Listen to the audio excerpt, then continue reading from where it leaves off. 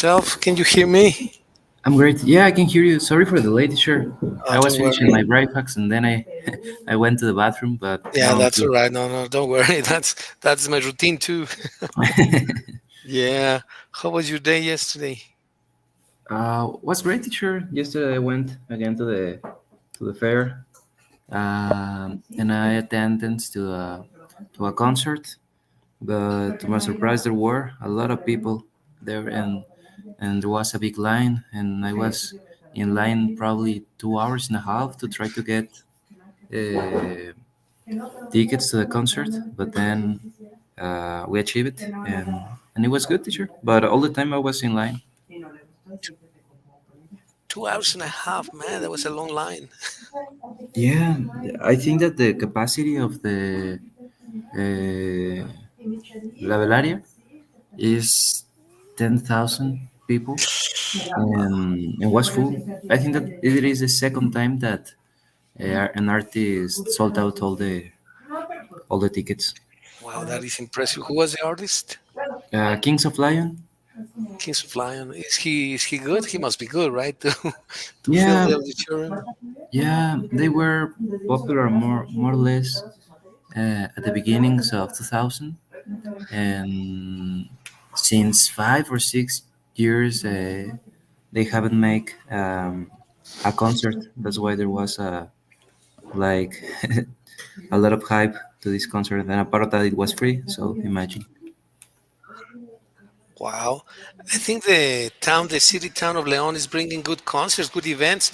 You said to me that you managed to see the other event, the Illusion on Ice, right? Yeah, I went 2 days ago. It was fantastic. It was a good recommendation, teacher. Thank you. Actually, I'm my glad. parents, my parents went again to the fair yesterday. They were apart because I needed to be in line, Right. and my dad saw the show and he liked it too. He liked it, right? Yeah. Yeah, yeah, It's a fabulous, fabulous concert. Really, really exposition. See the skaters; they're truly professionals. yeah, yeah. It's amazing. All the likes, the scenography, the coordination to do that. To be honest, I never tried to how to say skate, Skate, skate, skate, skate. skate on ice. But I imagine that it's not too easy, It's not and easy. they seems they make the seem so easy to do, and it's incredible. Yeah, some of the skaters are running very fast towards the edge of the skating rink, and then Hmm. just 2 meters before they stop and just say, "How can they do this?" Right? If they Yeah. go out of the rink, they just, I mean, have an accident, suffer an accident, and that's really risky. But they're very experts. Yeah, and it was fantastic. I really like it. I want to go to the Coco show, but I couldn't yesterday. I was imagining that there weren't a lot of people, but the line was, I told you, 2 hours and a half more or less, so I couldn't. Jeez.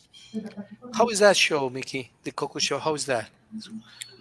Well, I heard that the duration is more or less 1 hour and a half, Okay. and it's like the movie, but played by people and the scenography, everything. I think that is by Disney Concerts. So Okay. I imagine that it has good production. Yeah, no, they're very professional. This event, the Illusion on Ice, where are they from? Do you notice? They don't seem to be from Mexico, are they? No, no, probably United States. Let me check because I wanna look up that too. Um, Yeah, I was very curious. And I didn't look that up, but I thought Illusion on Ice tickets. uh,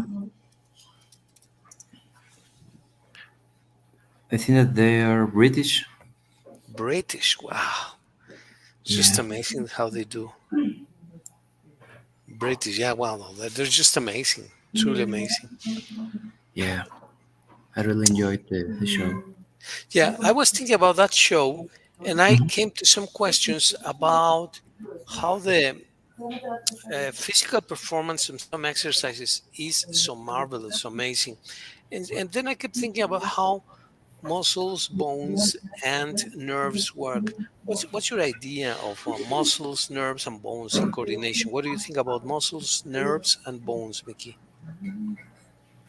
Well, obviously, I think that every part,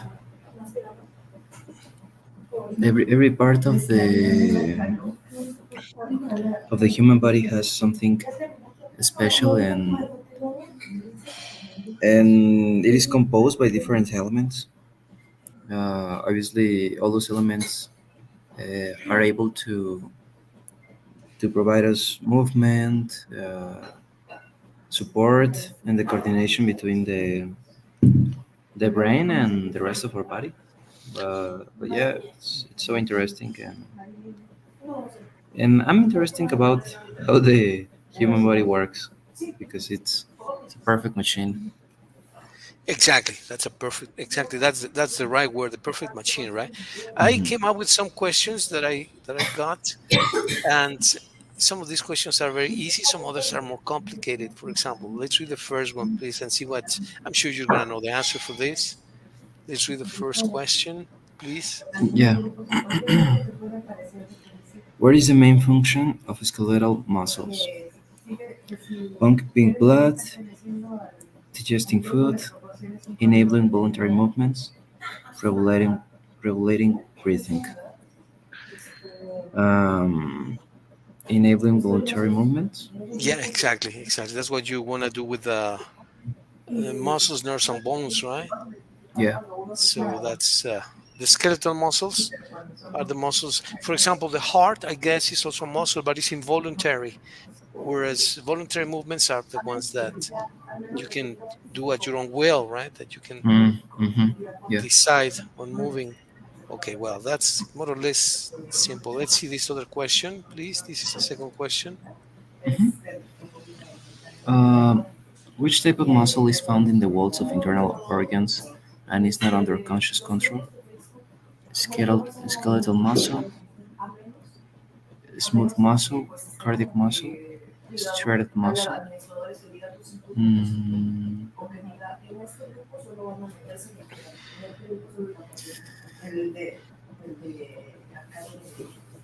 what is a smooth muscle?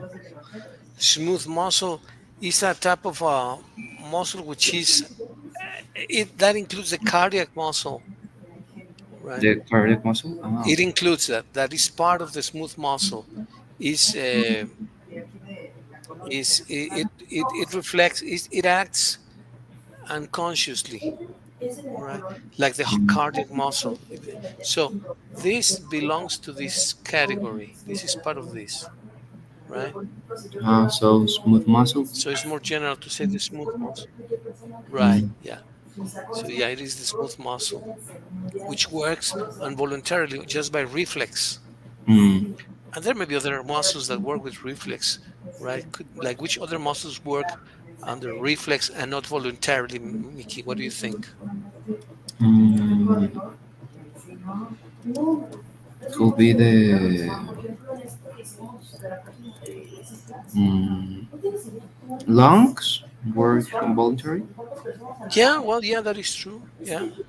The lungs, they move involuntarily. You breathe involuntarily. All the muscles that are part of the breathing system Yeah. or the cardiac system, even the digestive system, because you do your digestion involuntarily, more or less, right? Yeah. Okay, yeah, that is true. Very good, Mickey. Okay, let me ask you a third question, and this is interesting as well. Let me put it here, and this is the third question. Let's see what you think. If you can please read it. What are sensory receptors that transmit signals to the brain, typically located tendons, muscles, ligaments, skin, and other tissues? Mm,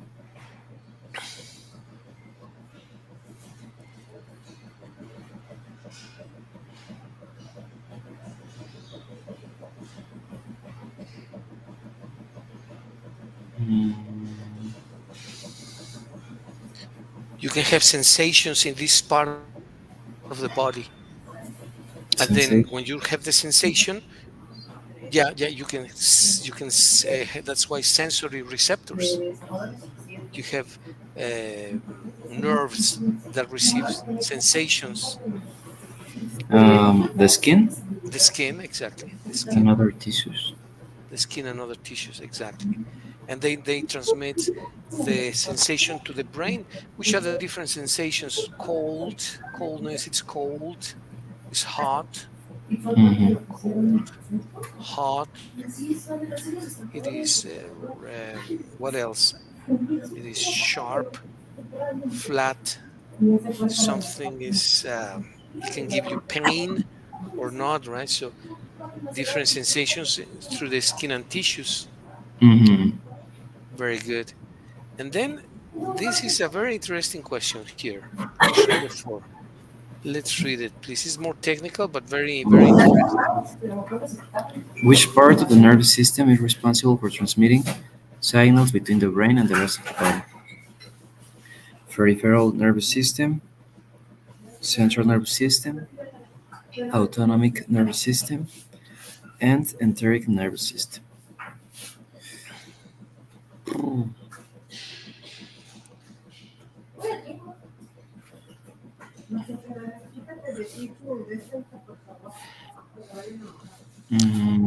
The central nervous system.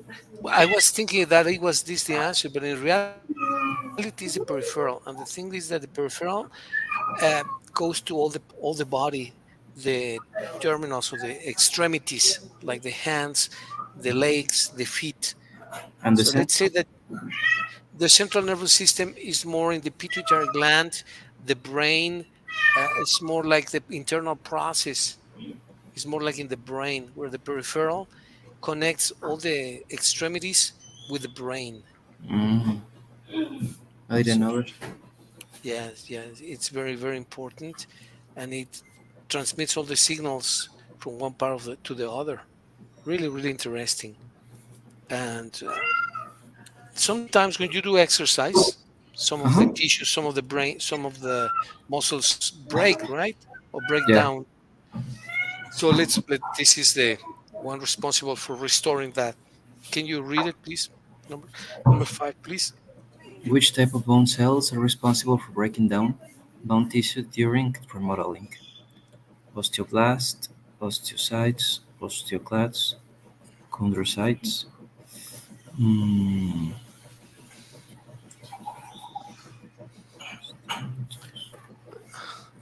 Well, this is really, I didn't know the answer to this. Is the osteoclast.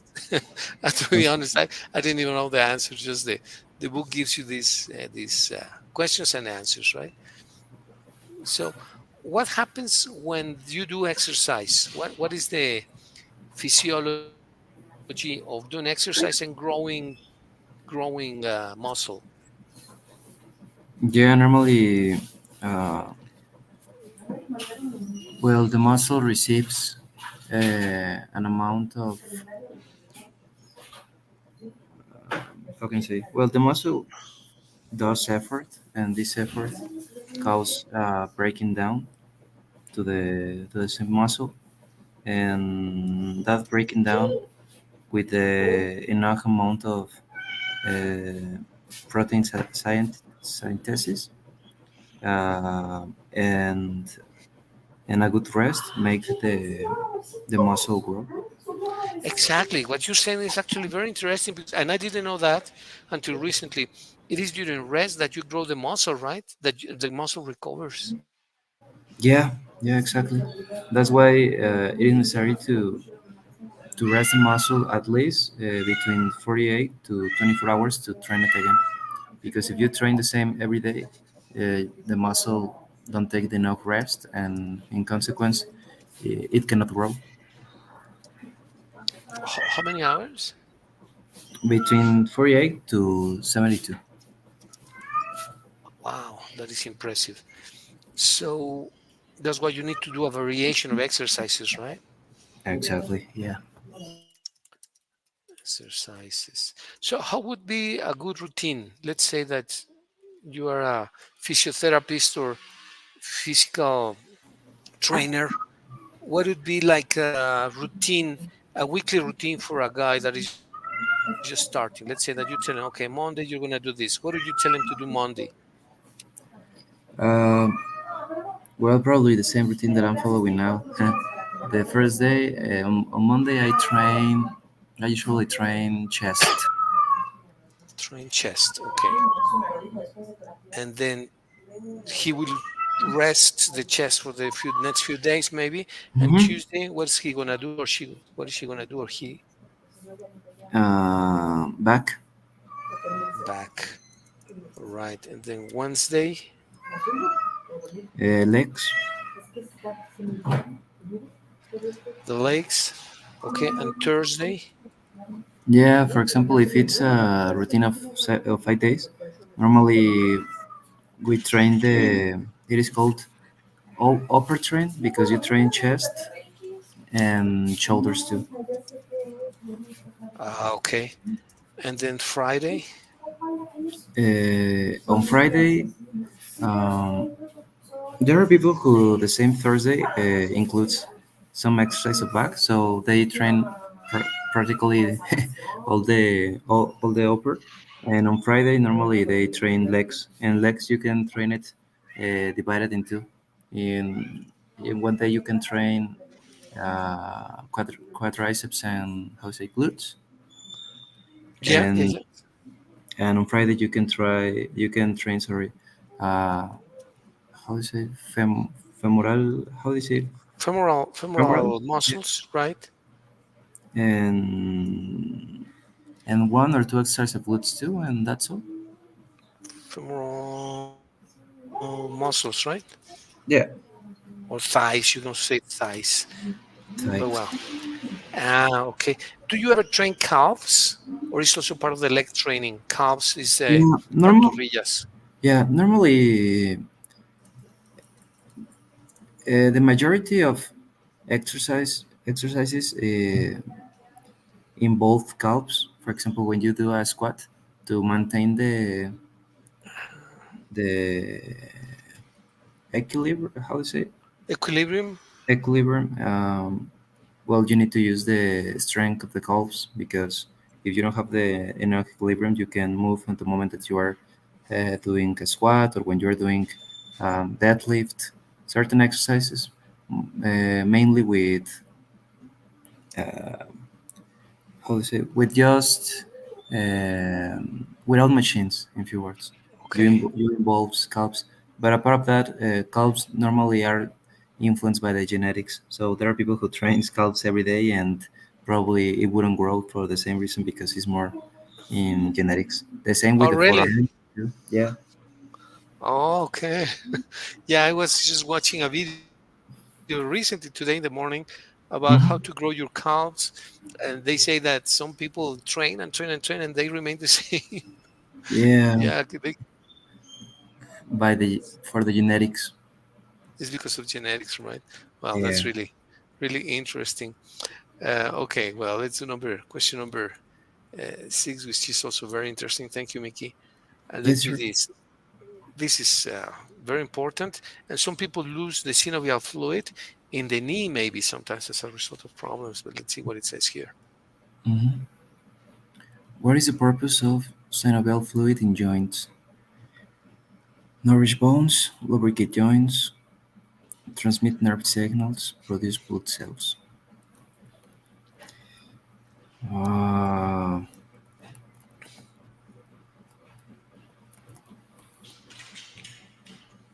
mm, mm, mm.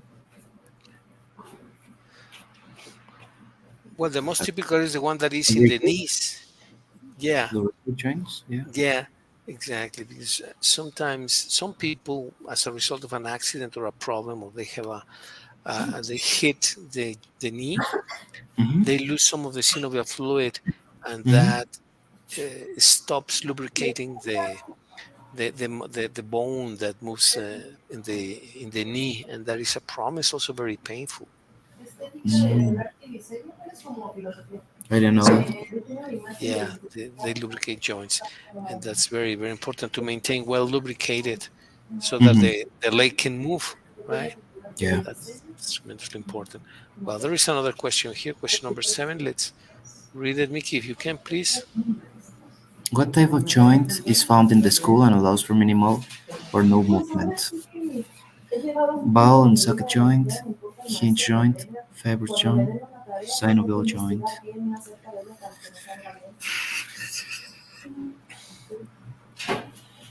Mm,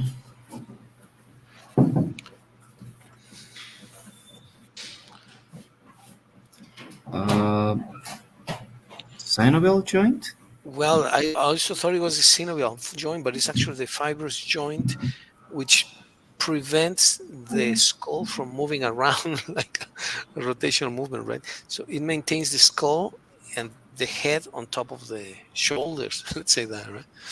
So you need to have a fibrous joint. Ah, it is so So, interesting to be honest. I'm not very informed about the different. Nice. I'm not very informed about the the technical words, but technical it word. is. Yeah, yeah. Yeah, this gives some rigidity, rigidness to the head because otherwise it would move quite a bit, right? And in this case, what happens is that it maintains the head more or less stable on top of Mm, the shoulders. fibrous Fibrous joint. joint. Yeah, it's very interesting. It's also something I didn't know about well. And then something about neurotransmitters. I'm sure you're going to know about this. Maybe some of the hormones that work in the motor in the body as neurotransmitters. Let's read number 8, Mickey, please. Which neurotransmitter is responsible for transmitting signals between nerve cells and muscles at the neuromuscular junction? Dopamine, serotonin, acetylcholine, Acetylcholine, yes. acetylcholine, norepinephrine, Norepinephrine, yes. norepinephrine. Uh,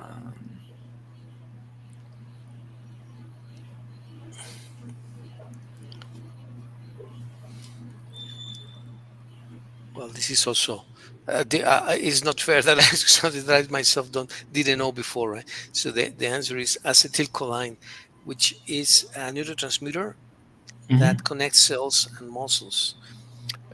It sends information forth and back. Now, which system seems more interesting for you, Mickey? The muscular system, the neurological system, the endocrine system?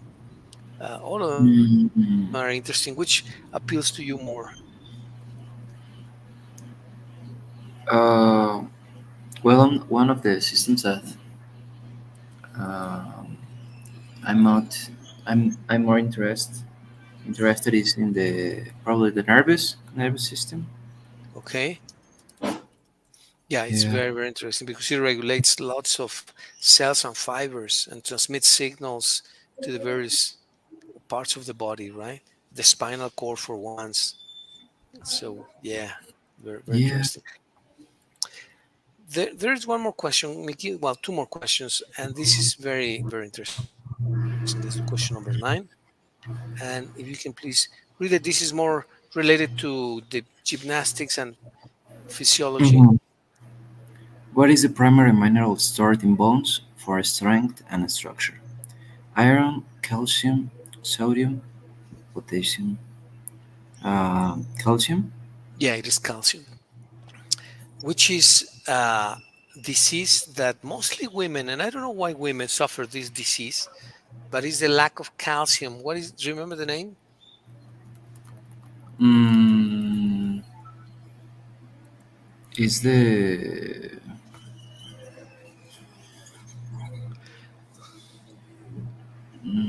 Tiroides? I don't know. It's a lack of calcium and creates some weakness in the bones. I think the name Mm, is the same in English as it is in Spanish. Yeah, osteoporosis. osteoporosis. Mm. Yeah, have you heard of it? Yeah, yeah, I heard. Uh, I don't know if lupus is like a type of osteoporosis. Lupus. Uh-huh. Lupus is a disease. I really don't know, but could be. I'm sure it could be. Lupus is an autoimmune disease. Okay. Well, here is a definition. Let's read it because it's very Yeah, interesting. I don't know if you have seen cases of lupus, but let me show you what here it says about lupus. Let's read the first sentence, Mickey, please. It's really interesting. I lupus didn't is know an about out. it. Yeah, lupus is an autoimmune disease, meaning the immune system attacks the body's own tissues and organs. That's strange, right? That the immune system attacks the body's own tissues itself is like a self-attack. Wow, that's strange. I didn't know that before. Why do you know about this disease, Mickey? Um, well, my girlfriend was diagnosticated with a type of disease that is similar to lupus. And I remember that the doctor said that uh, one consequence is the uh, low quantity of calcium in the body because it affects the bones too, something like that. Ah, And okay. yeah, and it was weird because she is 25 years old and it's not like a common disease. And it's not exactly lupus, but it's like a variant of that. And Okay. yeah, and when I heard the the word calcium, I related to that disease. So I didn't know too much about it, but yeah, for that. So it is connected. I'm sure that it's going to be connected. Let's see. Can you read the second one? It says that affects various parts of the body. Hmm. Uh, it can affect various parts of the body, including the skin, joints, kidneys, heart, lungs, brain, blood cells, and more. Well, it looks seems to be pretty serious. At least this one. I don't know the one that your girlfriend has. Hopefully, it's not serious. But here,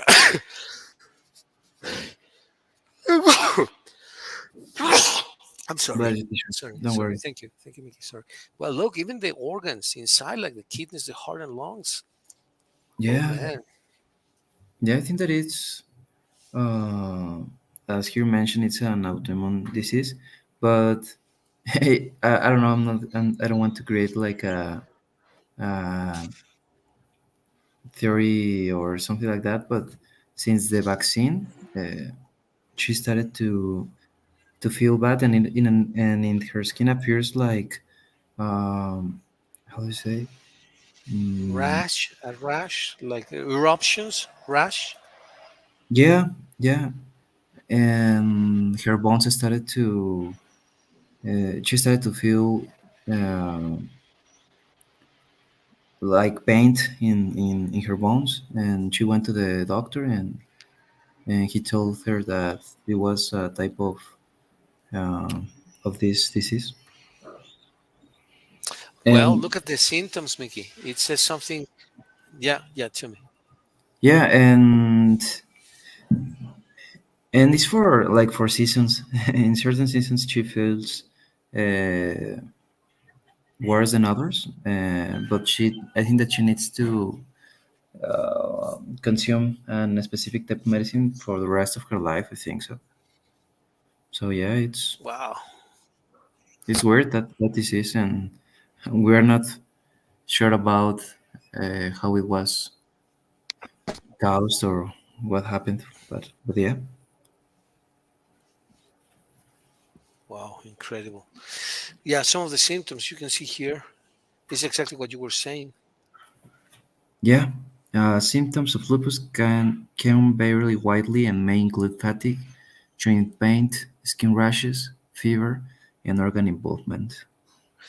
This thing of organ involvement sounds scary because if some of the internal organs can, well, all the organs are internal, of course, but well, maybe not the eyes, but yeah, the lungs, the heart, the brain, the kidneys. Yeah, you need to treat that with really good care and check the Yeah. possible.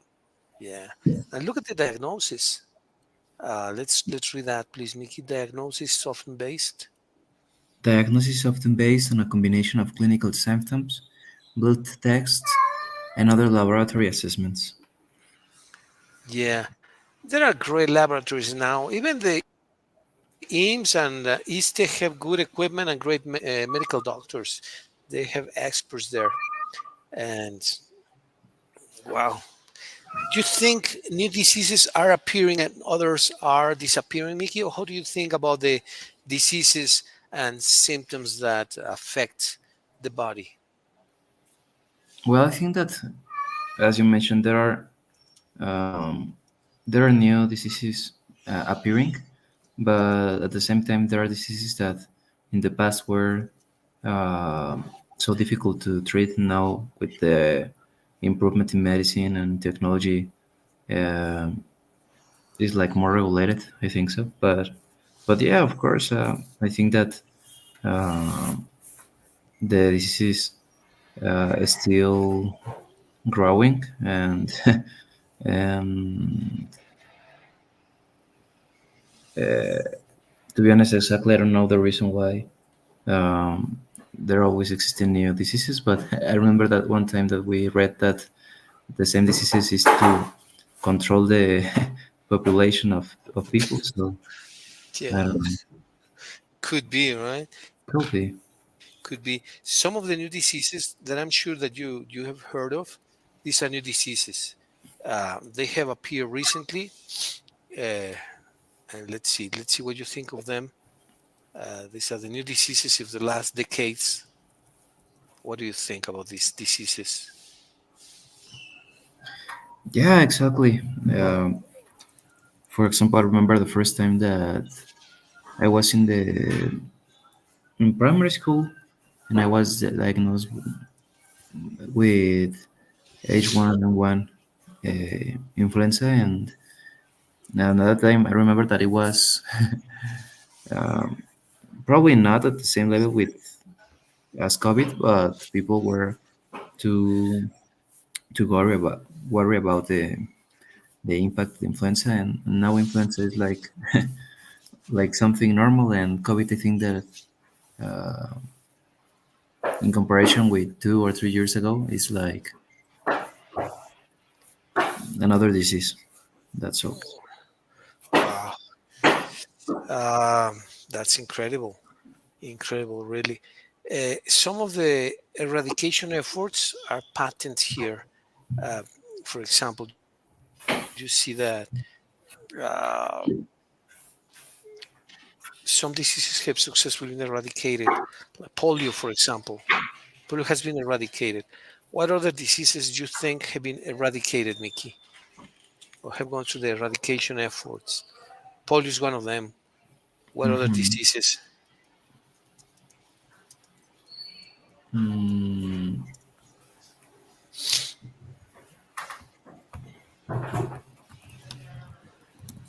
well, I think that, how you say, in the past, s- s- I I saw the smallpox, something like Smallpox. Yeah, yeah, exactly that. smallpox. What is this? Sarampion, right? Or viruela? Yeah. I think that Right. viruela. Right. That's one of the diseases that has been eradicated, right? Viruela. And another disease that has been eradicated is measles, which is sarampion, right? Yeah. Measles. Yeah, measles. I had measles when I was a kid. I had smallpox, but not severely. But they have been eradicated. Another one that has been eradicated, Mickey, I don't know if you know, I agree with this, polio. Mm-hmm. And well, which Do you remember? Can you check in what years were these diseases eradicated, Yes, sir. please?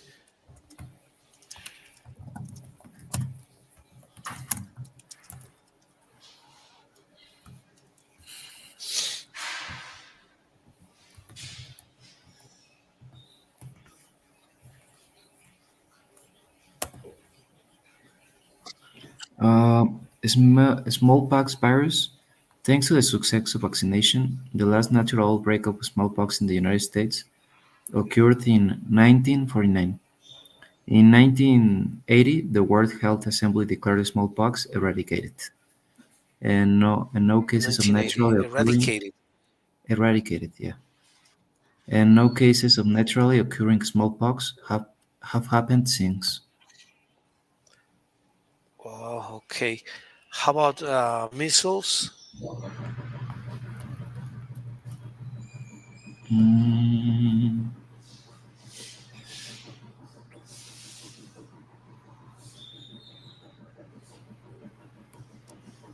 Measles in 2000. 2000, more recently, Hmm. right? 20 Yeah. years later. How about polio and tuberculosis? Supposedly has been Mm, eradicated as well. of the three strains of wild poliovirus, type 1, type 2, and type 3, wild poliovirus type 2 was eradicated in 1999, and wild poliovirus type 3 was eradicated in 2020. 2020. Yeah. That's more recent. Hmm. Well, okay, these are severe diseases, infectious diseases due to viruses, I think, most of them. How about tuberculosis? Mickey, please. Mm,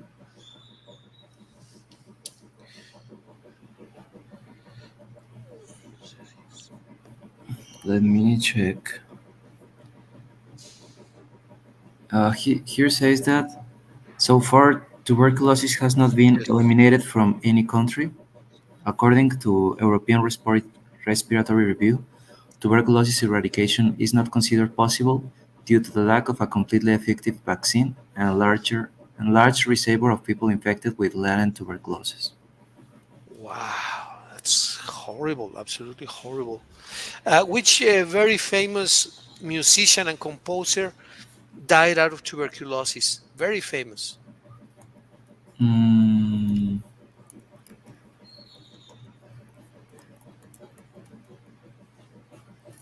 um,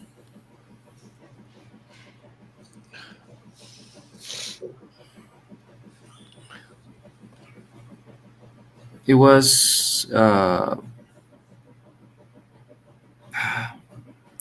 Frederick Frederick Chopin. Chopin, yeah, yeah. Mm, He died out of tuberculosis at 37 years old. 37 years old. Wow, imagine. I think that there are a lot of people who died for tuberculosis. Here Yeah, says, let me search, but here says that Paganini. Paganini too. I didn't know that. Yeah. I didn't know. Wow. At what age does it say? The great musician Paganini was author of this Saigo. Just says in the 11th century. Just say that. Oh, Paganini. Wow, that's horrible. Yeah, Paganini. some diseases that have been eradicated, some others not. I didn't know that tuberculosis had not been eradicated, which is very sad. Uh, Paganini. Other diseases that have been. El violinista del diablo. Right, yeah, that's one of the most famous violinists. Great, great, great guy. And well, now that we're in the topic of muscles, health, and diseases, what is your idea of exercises or exercise in general, increasing your defenses and strengthening your immune system? How does that happen in your opinion, Mickey? So how does exercise strengthen your immune system? Yeah, well, I think that it's not only exercise. I think that is a mix between a exercise and a good diet. I think that when you get the enough amount that your body needs to do their daily activities, when you get the enough amount of vitamins, minerals, protein, carbohydrate, fat, and you do normally exercise, I think that is less possible that you can get sick. And if you get sick, well, I think that it's easier that you can recover of that sick. And yeah, and that's why it is so important to do exercise and have a balanced diet. Right. What do you think, for example, of this sentence promotes healthy blood circulation? What's your opinion about the importance of this? Yeah, I think that when you don't have a good diet, probably your how to say arteries, Arteries and veins and yeah, your vessels. arteries and veins can be uh, covered by fat, and the blood circulation it is not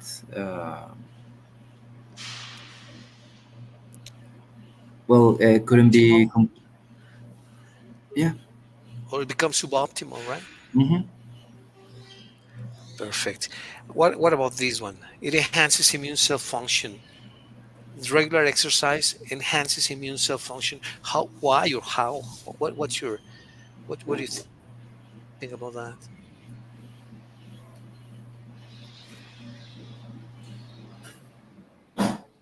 Mm, well, I think that uh, when you have good health, when you have good diet, when you do exercise, or immune system it's stronger. So in case that there are certain disease or a virus that wants to attack, our immune system could react in a positive way, and and yeah, and reduce the power of the disease. I don't know how to say it. Yeah, there is another function of the cells. Some of the cells, they eliminate pathogens, which is one of the most important and fantastic functions of the body, right? The white cells, they eliminate the pathogens. The white And that's just cells. unbelievable. Like, yeah, they eliminate pathogens because white cells act as defenses of the body, right? So they see something which is strange that can come from bacteria or can come from some viruses which are external, right? Because you ingest something which is in bad condition, or because the atmosphere is in bad condition as well. So these white cells eliminate pathogens. Don't you think that is amazing? Yeah, of course. As we were saying, our body is a perfect machine, and it is unbelievable all the different processes that are happening at the same moment, and we're not aware of that. It's just our body working, and yeah, it is so interesting. Another of the benefits of regular exercise is to reduce inflammation. Why do you think there is such an importance in this aspect, Mickey? Inflammation. Yes. So regular exercise has been shown to have anti-inflammatory effects. So you regulate inflammation. Why is this so important? What is the problem with inflammation? What happens with the tissues? Become weaker or stronger? Mm, our tissues became weaker. Yeah, Become weaker. Sorry. when they inflammate, right, or become inflamed.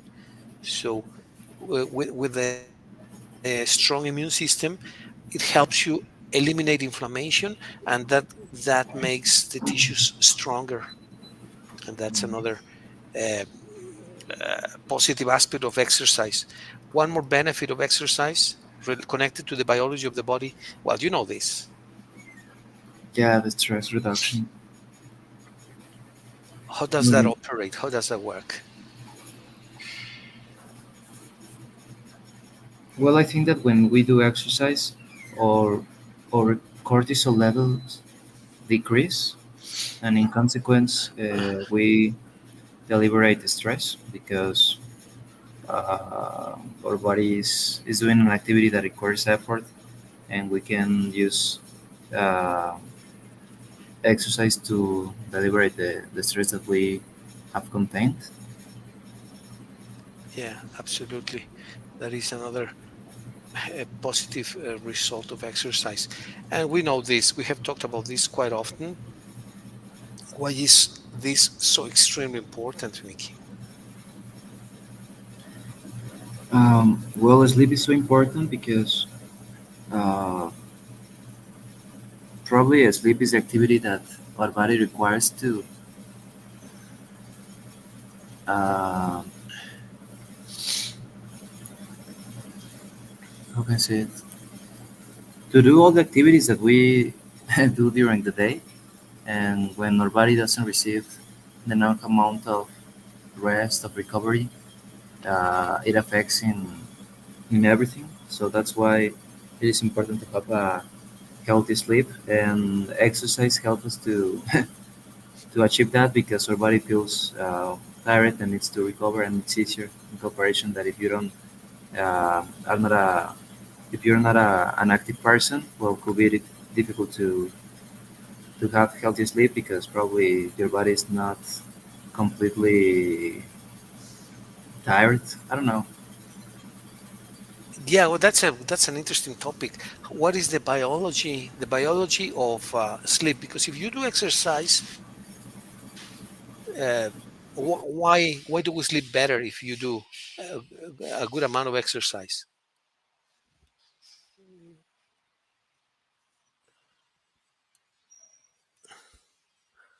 How does it benefit the immune system? And consequently, you get quality sleep. How Yeah, is that? I think that it was because uh, the physical activity improves uh, or respiration, Yeah, and that's true. I think that that in consequence obviously influencing our healthy sleep because we can have a uninterrupted cycle of sleeping. Yeah, uninterrupted. Yeah, that's very important because if you interrupt the sleep, that more or less breaks down the rest period, and to recover, to go back to the depth or profundity of the sleep is still a problem because you need to devote some time to do that. So yeah, it is it affects the body, right? How about the you know about this, Mickey, because of the exercise? You know about this increases production. What's your opinion about this last one? Mm, increases production of antioxidants. Yeah, did you know about this?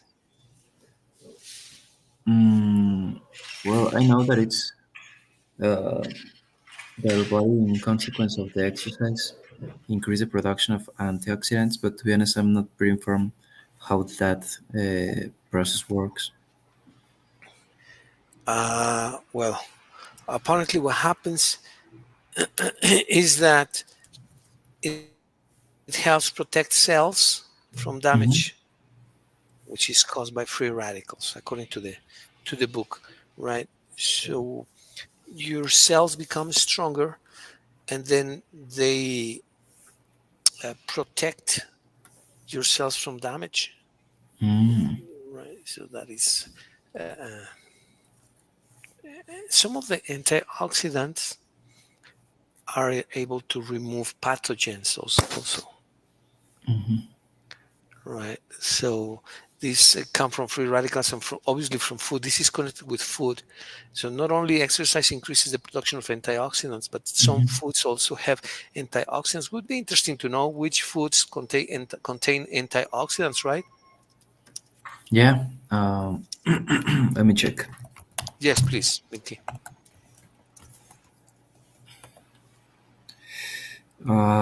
Cruciferous vegetables, green tea, mushrooms, nuts, olive oil, potatoes, pulses, tomatoes. Wow, Yeah. There's avocado too. avocado, right. So it all comes back to the same thing that you mentioned at the beginning of the session, that exercise and diet, a good diet, go hand in hand, right? Yeah. So they are complementary activities. Having a good diet and doing good exercise go hand in hand. They are complementary activities. Hmm. And so, what do you need? A good training method and a good eating method, right? How would you say that? Yeah, I think that obviously more or less we need to be informed about how our body works and the different things that our body needs to be healthy, to stay healthy, and obviously knowing that the majority. Well, I have read about the amount of exercise and the amount of body of food, sorry, that our body requires and how it is their importance. And normally they put exercise is the 30% and the 70% it's a good diet. So if we don't have a good diet, probably will be difficult to have a good health too because everything must be in balance and yeah, we need to know more or less how our body works, that we need to rest, that we need to eat uh, healthier possible, and that we need to train our muscles. But yeah, it is so important, and in occasions, I think that we don't know too much about how our body works and the processes that are in. So, what you're saying is that to be healthy, you need to devote 30% importance to exercise and 70% is connected with a good diet? Exactly. Yeah. Wow, that is impressive information. So, in other words, having a good diet is much more important, almost twice as much as doing good exercise or quality exercise. Is that correct? Exactly, teacher. Yeah. Wow, that's impressive. That's really impressive. What do you make of this, Mickey? What's your conclusion about this?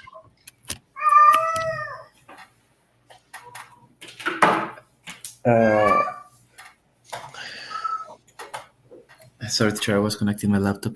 Yeah. Um, that it is important to understand how our body works.